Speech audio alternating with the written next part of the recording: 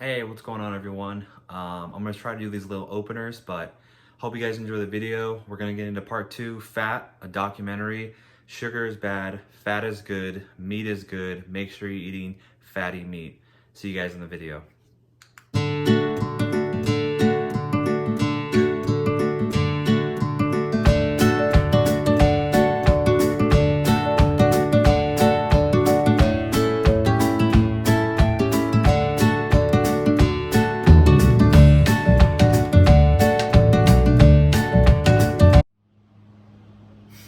Hey, what's going on everyone?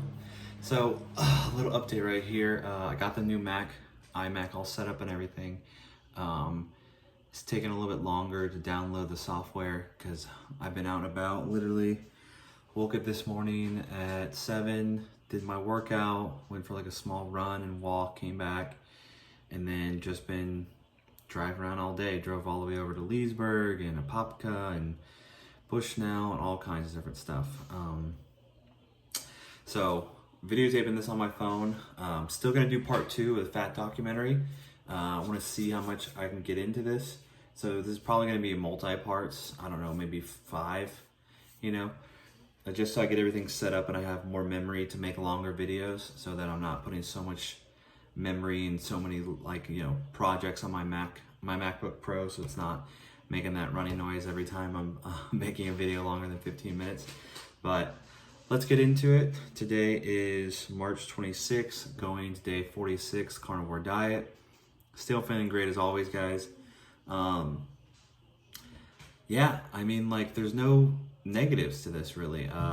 Some good things I saw today where it's really weird, because I'm not all that hangry and all of those weird, what would you say, necessary needs where you're just like, I gotta have food right now or I'm gonna go crazy. Just completely gone. I mean, I know that I can eat whenever I want. I know all the different stuff that I can eat, whether I stop at a gas station or I come home or a restaurant. I mean, it's kind of easy, And like I always say, if I can do this, anybody can do this. Yeah. Now I'm just excited for the gym to open back up so I can start lifting again, because I really miss it. And a good thing I actually listened today, I was listening to the Joe Rogan podcast, driving around so many hours. I was listening to Joe Rogan and Bert Kreischer start, and Bert was actually talking about getting into weightlifting and stuff, and talking about how he doesn't want, now that he's in his 40s, going to his 50s, he doesn't want his bones to break.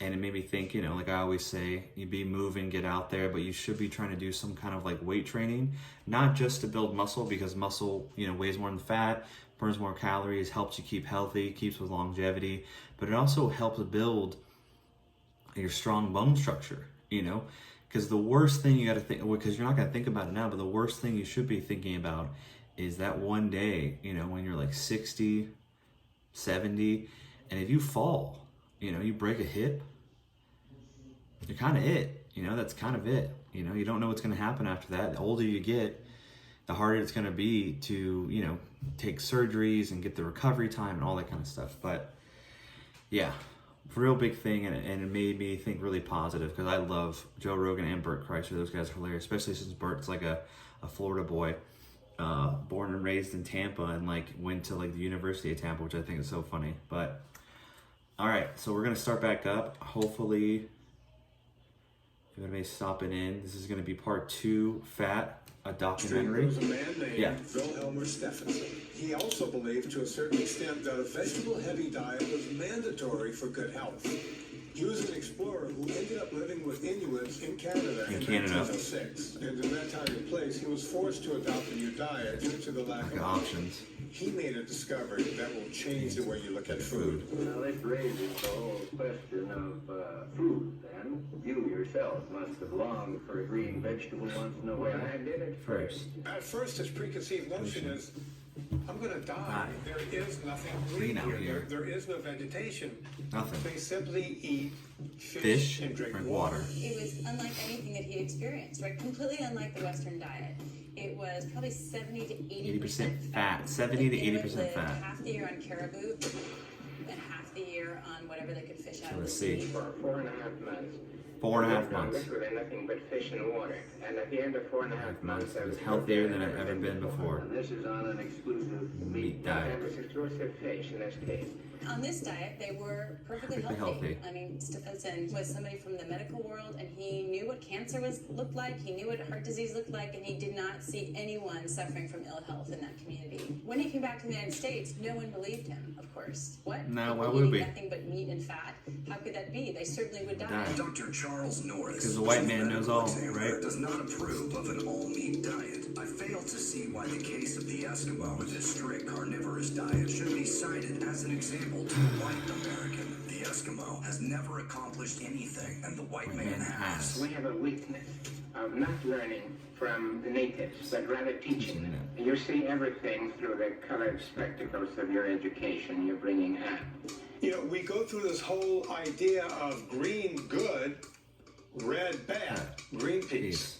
A light turns green. It means go. Eat your greens. Yet when you look at red, well, red means stop. Blood is red. It doesn't take long for media to pick up on these things, and we don't realize it's happening, but it's happening right in front of us. It's 10 Whole Foods. Do you know where your children are?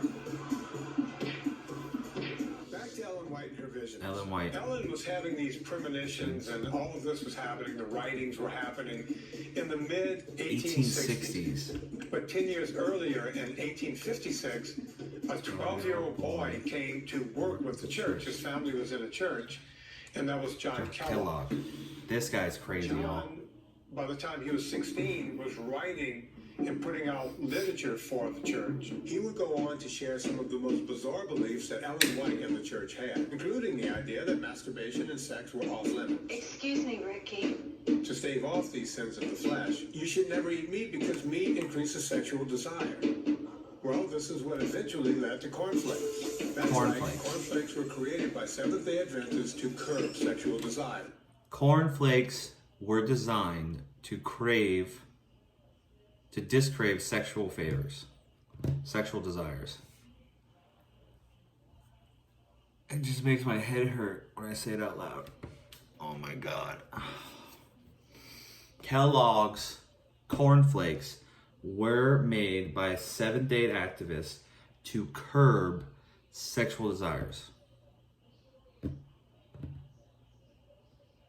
Because red meat makes you horny. Don't eat red meat because it makes you horny.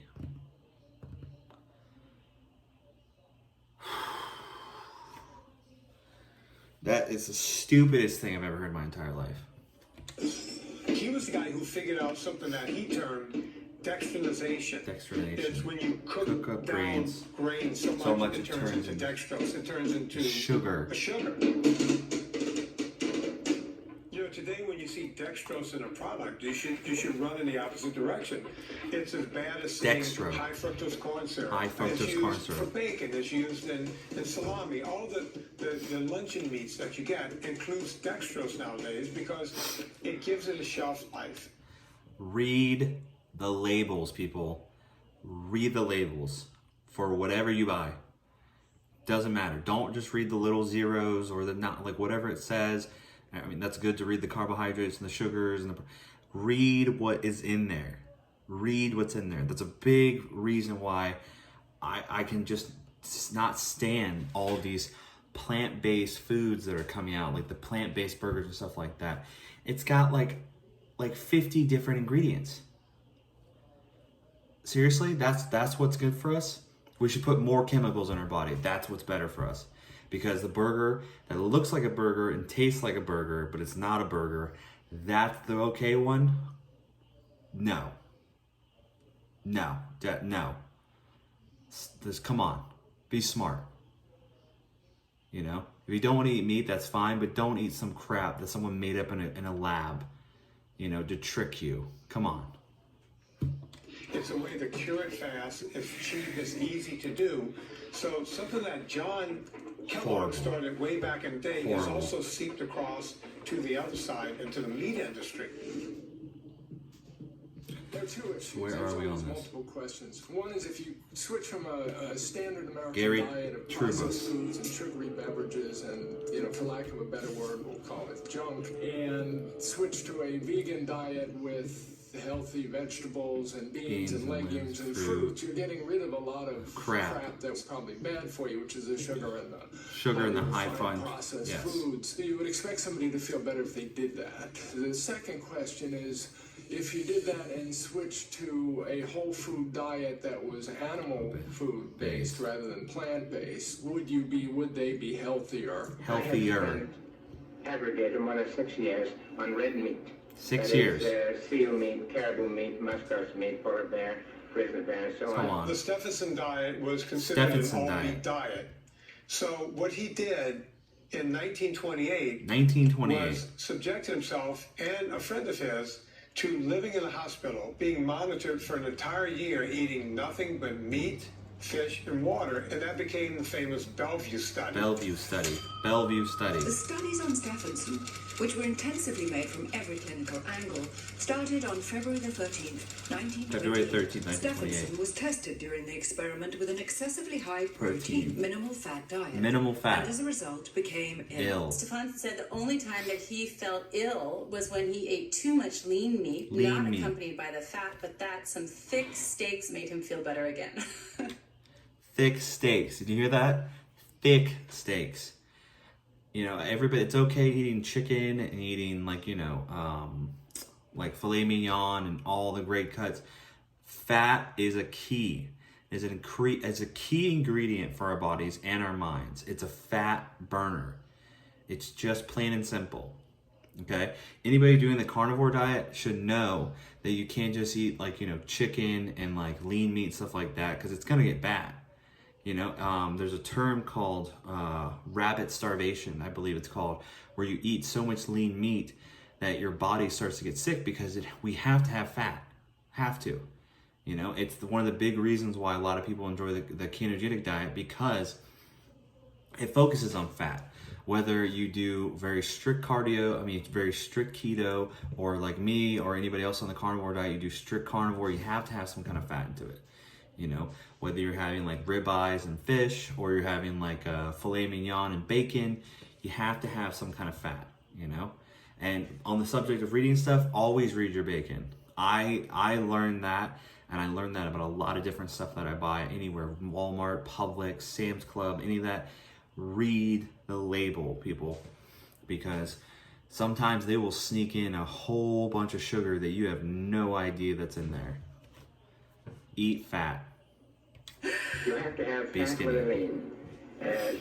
Lean and fat together make a perfect diet. At the end, there were 6 publications that came out of that experiment by different doctors looking at whether or not they got enough vitamins and minerals and everything they could possibly measure, and they were found to be in perfect health. Excessive meat eating is not only not injurious, Dr. Lieb says, but the experiments tended to show that health was improved, resistance to disease strengthened, and the subjects underwent no variation from normal health.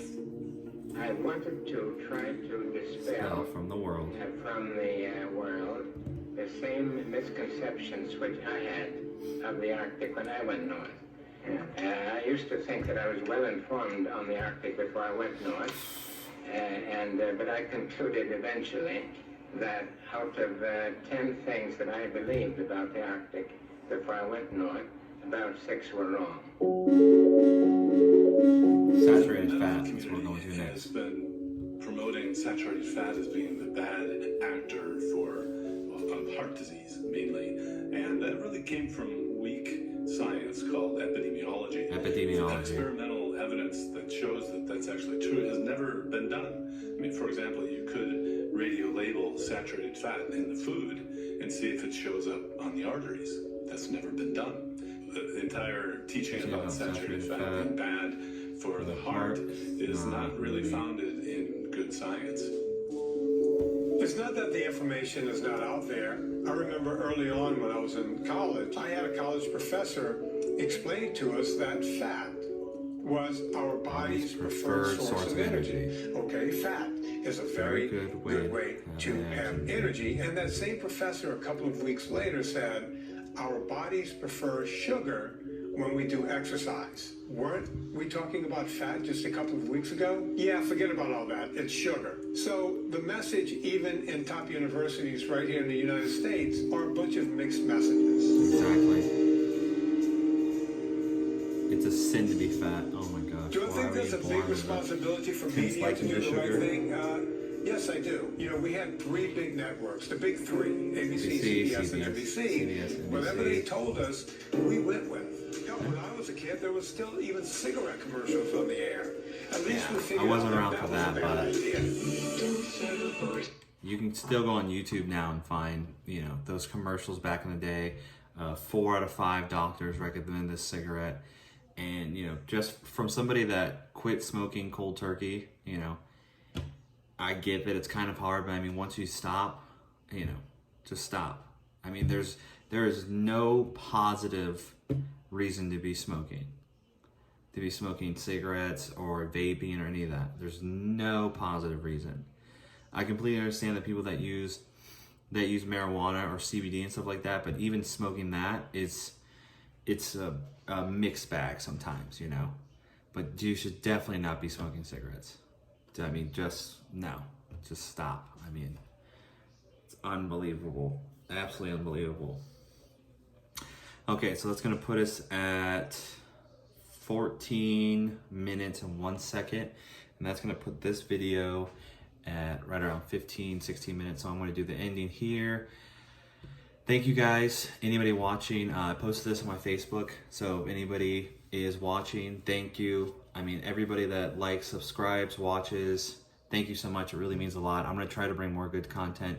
Now that I got this new computer, I'm going to try to get some new software, and I'm going to try to you know, make the opening better, try to get more in there. And, you know, if anybody has any suggestions or has any help, anybody wants to be on the videos, I mean, I would love to have people come on, even if it's through Skype or FaceTime or video chats, or even if you want to meet up. You know, I got no problem setting up my phone and bringing some microphones and everything and, you know, having a good time. I want to build this community and build this channel, you know, try to put out good information, especially in this time of need. I don't know how everyone's doing out there, but I hope you're keeping safe and keeping clean, and, you know, just keep a little bit of distance as much as you can, you know, in this time. But until the next one, guys, like I always say, if I can do this, anybody can do this. Later. Peace.